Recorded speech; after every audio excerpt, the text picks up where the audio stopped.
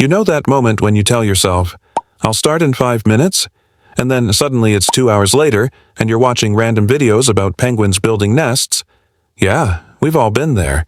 Here's the crazy part. Procrastination isn't about being lazy. Nope, it's actually your brain trying to protect you. And the good news? Beating it is way easier than you think. Think of procrastination like a fog. It feels heavy and impossible to escape, until you realize all you need is a small flashlight to cut through it.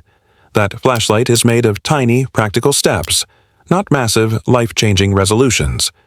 Today, I'll share 3 ridiculously simple strategies that can help you break free from procrastination and finally get things done without feeling overwhelmed. Ever told yourself you'll just open the document or just put on your gym shoes? That's the magic of the 2-minute rule. Start with something so small your brain can't say no. Opening the book isn't intimidating. Writing the title of an essay isn't scary. And once you're in motion, it's surprisingly hard to stop. Here's a fun one. Set a timer for 5 minutes. Tell yourself, I only have to do this until the timer beeps. What happens? You trick your brain into action, and more often than not, you'll keep going because the hardest part, the start, is over. Want to make progress automatic? Attach the new task to something you already do. For example, after I make coffee, I'll write 1 sentence.